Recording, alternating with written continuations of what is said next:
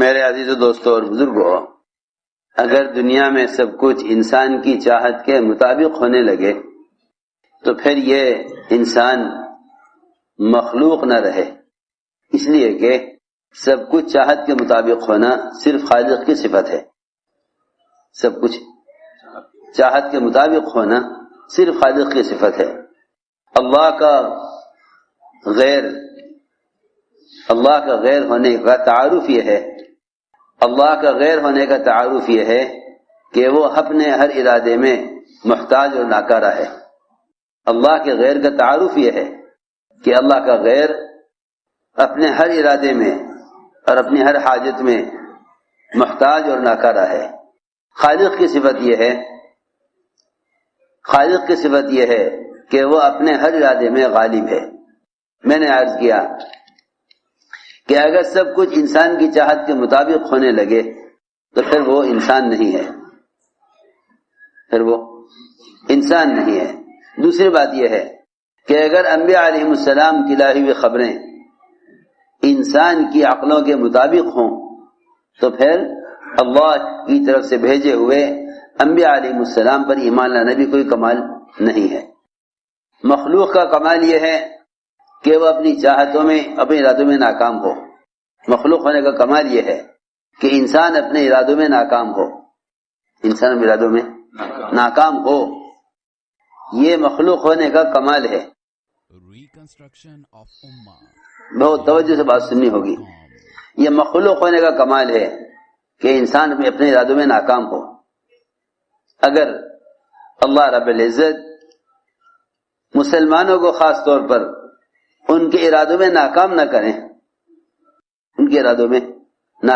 کریں تو مسلمان اللہ کو بالکل بھلا بیٹھے۔ یہی وجہ ہے کہ کافر اللہ تعالی تک اس لیے نہیں پہنچ پاتا کہ اللہ تعالی دنیا میں اس کی ہر چاہت اور ضرورت کو پورا کرتے جا رہے ہیں، دنیا میں اس کی ہر چاہت ضرورت کو پورا کرتے جا رہے ہیں۔ نسارع لهم فی الخیرات بل لا یشعرون، نسارع لهم فی الخیرات بل لا یشعرون۔ قرآن کی اس آیت کا مطلب یہ ہے کہ ہم اپنے نہ جاننے والوں کو اور اپنے نہ ماننے والوں کو دنیا میں مال، عہدے، خیریں، خوشیاں اور ان کے ہر ارادے میں کامیابیاں اتنی زیادہ لاویں گے کہ انہیں ہمارا شعور بھی نہیں ہوگا،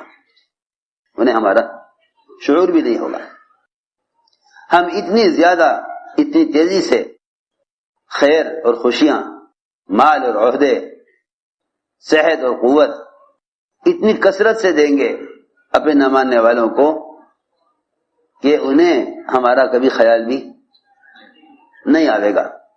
مسلمان وہ اپنے ارادوں میں ناکام کیا جائے گا صرف اللہ کے تعارف کے لیے۔ اس لیے علی رضی اللہ فرماتے ہیں عرفت ربی بفسخ العزائم، میں نے اپنے رب کو پہچانا ہی ہے اپنے ارادوں میں ناکام ہو کر۔ اپنے رب کو پہچانا اپنے ارادوں میں ناکام ہو کر، میں نے اپنے رب کو پہچانا اپنے ارادوں میں ناکام ہو کر۔ بس یاد رکھو، جب مسلمان اپنے کسی ارادے میں ناکام ہو جائے تو اس کو سب سے پہلے خالق کا خیال آنا چاہیے۔ یہ مسلمان ہونے اور اس کے اپنے ارادوں میں ناکامی پر اللہ کی طرف بڑھنے کے لیے ضروری ہے کہ مسلمان ہونے کے لیے یہ لازم ہے، مسلمان ہونے کے لیے لازم ہے کہ اللہ اس کو ارادے میں ناکام کریں۔ اللہ تعالی مسلمان کو اس کے ارادوں میں دو وجہ سے ناکام کرتے ہیں، ایک اپنے تعارف کے لیے، ایک اپنا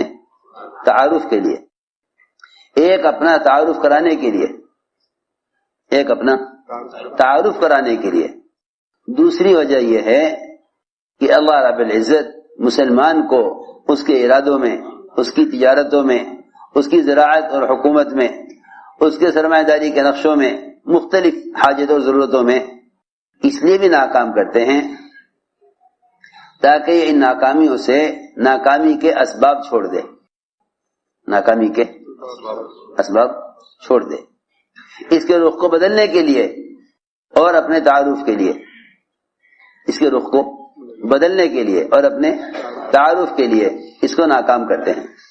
ایسی ناکامی میں کامیاب وہ مسلمان ہوتے ہیں، ایسی ناکامی میں کامیاب وہ مسلمان ہوتے ہیں جو حالات میں دو چیزوں کو یاد کر لیں، حالات میں دو چیزوں کو یاد کر لیں۔ ایک تو حالات کے بگڑنے کو اسباب سے نہ جوڑیں، حالات کے بگڑنے کو اسباب سے نہ جوڑیں۔ دوسرا کام یہ کریں کہ اپنے حالات کے بگڑنے کو اللہ کے غیر کی طرف منسوب نہ کریں، حالات کے بگڑنے کو اللہ کے غیر کی طرف منسوب نہ کریں۔ کسی بھی حال کے بگڑنے پر اللہ کے غیر کا خیال آنا یہ اللہ تعالی سے اور دور کرے گا۔ میری بات بہت توجہ سے سننی ہوگی۔ کسی بھی حال میں، کسی بھی طرح کی پریشانی میں اللہ کے غیر کا خیال آنا یہ بندے کو اللہ سے دور کرے گا، یہ بندے کو اللہ سے دور کرے گا۔ جس حال میں بھی انسان اپنی ناکامی کے اسباب، اپنی ناکامی کی وجوہات اسباب میں تلاش کرے گا، دو چیزیں دور ہو جائے گا۔ ایک تو دین سے دور ہو جائے گا، دوسرے اللہ سے بھی دور ہو جائے گا۔ اور اس وقت کا ہمارے اللہ سے دوری کا اور دین میں غفلت کا اور دین سے دوری کا جو اصل سبب ہے وہ یہ ہے کہ ہر شخص اپنے حال کو کسی نہ کسی سبب سے جوڑے ہوئے ہے۔ عجیب بات ہے، اچھے حالات کو بھی اسباب سے جوڑتے ہیں، اچھے حالات کو بھی اسباب سے جوڑتے ہیں۔ اگر یہ دکان نہ ہوتی تو نفع نہ ہوتا، اگر یہ دوا نہ ہوتی تو شفا نہ ہوتا، اگر یہ والے ہتھیار نہ ہوتے تو حفاظت نہ ہوتی، اگر یہ بادشاہ نہ ہوتا تو ملک کی ترقی نہ ہوتی۔ اچھے حالات کو بھی اسباب سے جوڑتے ہیں اور برے حالات کو بھی اسباب سے جوڑتے ہیں۔ اگر یہ حاکم نہ ہوتا تو یہ برے حالات نہ ہوتے، اگر یہ اسباب نہ ہوتے تو یہ پریشانی نہ ہوتی۔ عجیب بات ہے، نہ اچھے حال کو اللہ کی طرف پھیرتے ہیں نہ برے حال کو، حالانکہ ایمان اس وقت تک مومن میں ہو نہیں سکتا جب تک وہ اپنے اچھے برے تمام حال کو براہ راست اللہ کی طرف منسوب نہ کرے۔ والقدر خیرہ وشرہ من اللہ تعالی۔ تو میں نے عرض کیا کہ جو لوگ اپنی ناکامی کو اسباب سے جوڑ دیتے ہیں اس سے دو نقصان ہوتے ہیں۔ ایک تو وہ توبہ کی طرف نہیں آ سکتے، توبہ کی طرف نہیں آ سکتے، کیونکہ توبہ کی طرف وہ آئے گا جو اپنے حال کو اپنے اعمال سے جوڑے گا، وہ توبہ کی طرف آئے گا۔ جو اپنے حال کو اسباب سے جوڑے گا وہ توبہ کی طرف تو کیا آئے گا بلکہ وہ ایسے مزید اسباب اختیار کرے گا جن سے حالات اور بگڑیں گے۔ یہی وجہ ہے کہ لوگ نقصان میں حرام اسباب کی طرف چلے جاتے ہیں بجائے موجودہ حرام اسباب کو چھوڑنے کے مزید حرام اسباب کی طرف قدم اٹھاتے ہیں، اس لیے کہ حرام اسباب جلدی مہیا ہو جائیں گے، حرام اسباب جلدی مہیا ہو جائیں گے۔ ساری دنیا میں باطل اور کفر کی کوشش یہ ہے کہ حرام اسباب زیادہ مہیا کرو، حرام اسباب زیادہ مہیا کرو۔ قرض کا حال آئے گا تو سود کو سوچے گا، قرض کا حال آئے گا تو سود کو سوچے گا، مقدمات کا حال آئے گا تو جھوٹ کو سوچے گا۔ یہ ہے وہ حرام اسباب جن سے انسان حالات سے نکلنے کے لیے ان کو اختیار کر لیتا ہے۔ میں نے عرض کیا کہ سب سے بنیادی بات یہ ہے کہ اللہ تعالی کافر کو اس کے ارادے میں کامیاب کرتے ہیں اپنے سے دور رہنے کے لیے، اپنے سے دور رہنے کے لیے، اور مسلمان پر حالات لاتے ہیں اپنے قریب کرنے کے لیے، اپنے قریب کرنے کے لیے۔ اس لیے دوستو عزیزو، جتنے بھی اسباب ہیں، چاہے وہ اسباب انبیاء علیہ السلام کے پاس ہوں، یا صحابہ کرام کے پاس ہوں، یا اولیاء کرام کے پاس ہوں، یا نیک مسلمانوں کے پاس ہوں،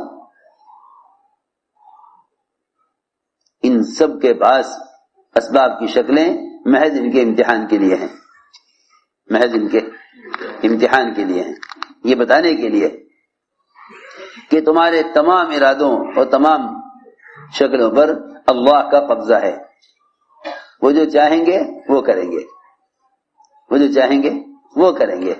سلیمان علیہ السلام کو ایسی بادشاہت دی جو قیامت تک بھی کسی کے لیے میسر نہیں ہے، قیامت تک بھی میسر نہیں ہے۔ پھر اس میں آزمایا کہ تم اتنی اختیارات حاصل ہونے کے بعد ہماری مشیت کو اصل سمجھتے ہو، یا یوں سمجھتے ہو کہ بھئی اللہ نے اسباب دیے ہیں، اللہ نے خیر کا ہی ارادہ کیا ہے۔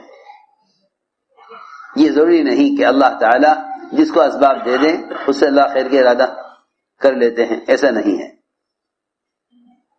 ایسا نہیں ہے۔ اللہ تعالیٰ اسباب دے کر آزماتے ہیں، اللہ اسباب دے کر آزماتے ہیں۔ اسباب آزمائش کے لیے ہیں، اسباب اطمینان کے لیے نہیں بلکہ امتحان کے لیے ہیں، اسباب امتحان کے لیے ہیں، اطمینان کے لیے نہیں ہیں۔ لوگ اپنے اسباب سے مطمئن ہو جاتے ہیں، اسباب میں مطمئن ہو جاتے ہیں، حالانکہ اسباب امتحان کے لیے ہیں، اطمینان کے لیے نہیں ہیں، چاہے وہ اسباب نبی کے ہی پاس کیوں نہ ہوں۔ لو جی، جب اسباب میں انبیاء کے لیے بھی اطمینان نہیں تو ہمارے لیے اطمینان کیسے ہوگا، جبکہ اللہ نے تو نبیوں سے مدد کا وعدہ کیا ہے، اللہ نے انبیاء علیہ السلام سے مدد کا وعدہ کیا ہے، اللہ نے انبیاء علیہ السلام سے مدد کا وعدہ کیا، پھر بھی ان کے لیے اسباب ان کے اطمینان کے لیے نہیں۔ دیکھو تو صحیح، اللہ نے ایسا عملہ دیا سلیمان علیہ السلام کو کہ آنکھ کے اشارے جتنی دیر میں ہو اتنی ہی دیر میں بلقیس کا تخت لا کر سامنے پیش کر دیا۔ تو یہ فرمایا کہ یہ میرے رب کا فضل ہے میری آزمائش کے لیے،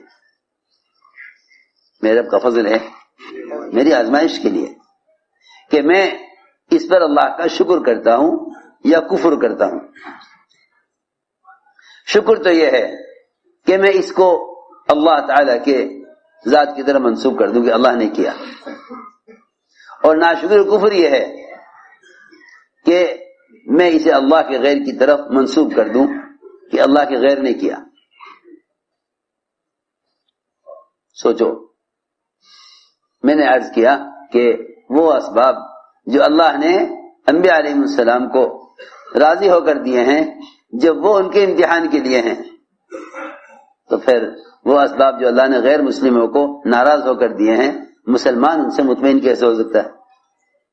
سوچنے کی بات۔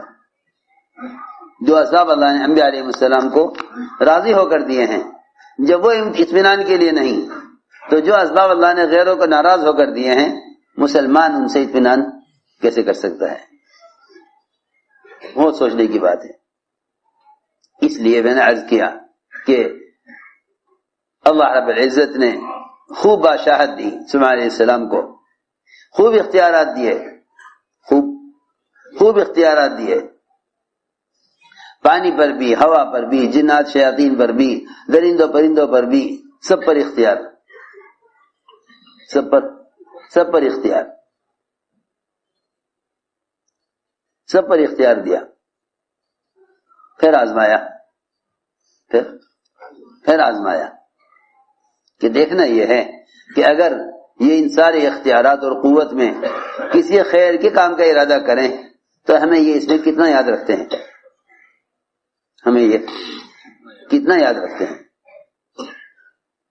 اللہ کی شان، اعلیٰ نسل کی بیویاں، اعلیٰ قوت، سلیمان علیہ السلام نے ان تمام اسباب میں ایک خیر کا ارادہ کیا کہ اپنی اولاد میں سے 100 مجاہد اللہ کے دین کی محنت کے لیے تیار کریں۔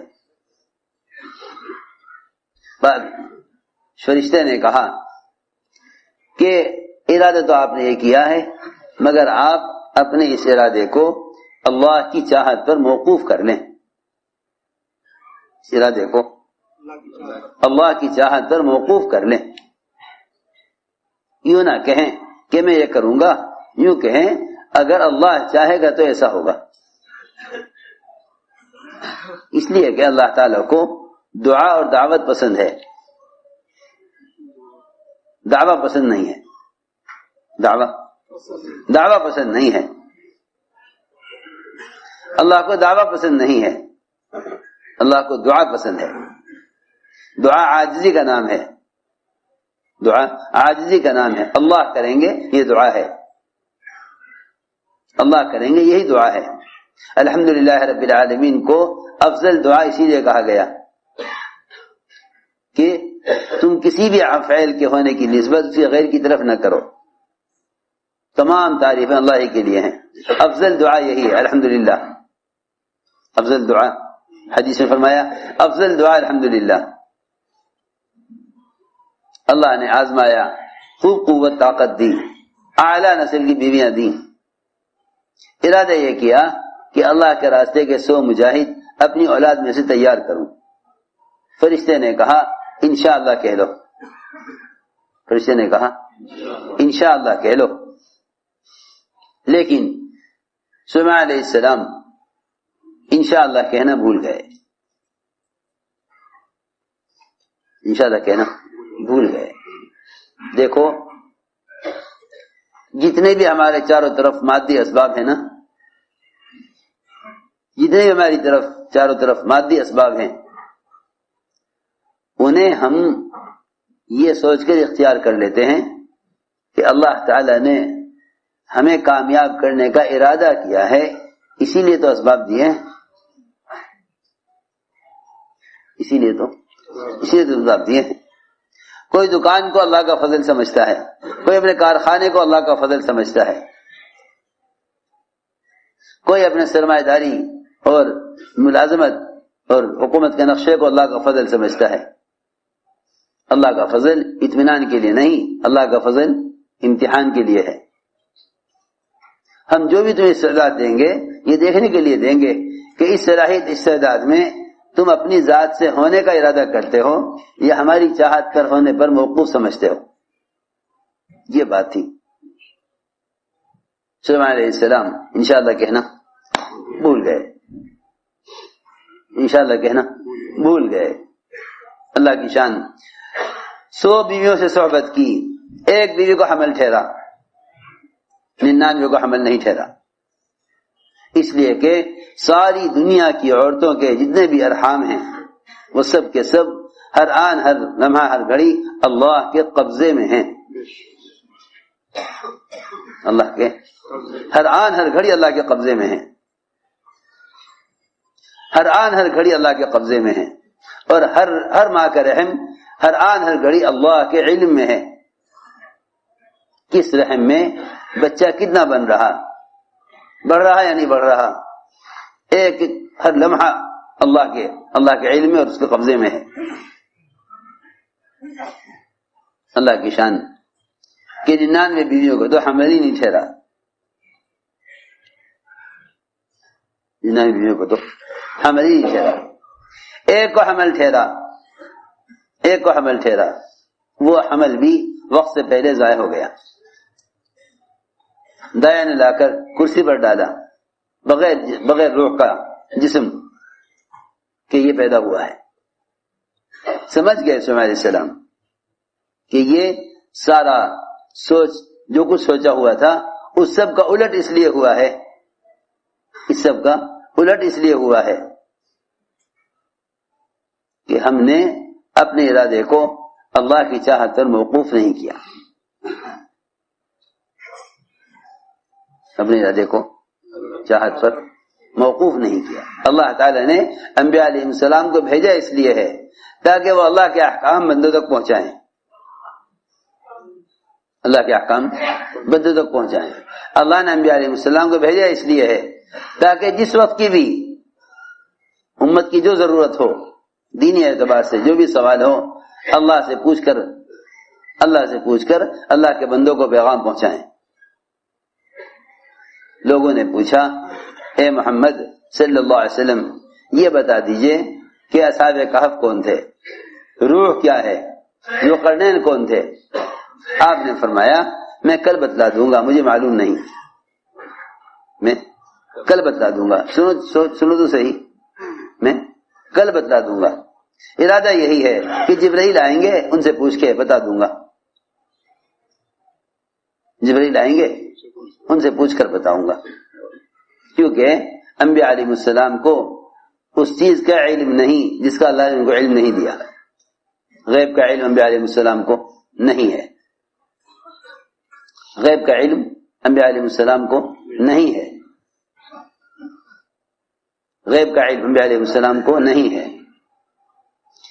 اللہ اکبر. جب نبیوں کو غیب کا علم نہیں تو نجومیوں کو غیب کا علم کہاں سے ہوگا؟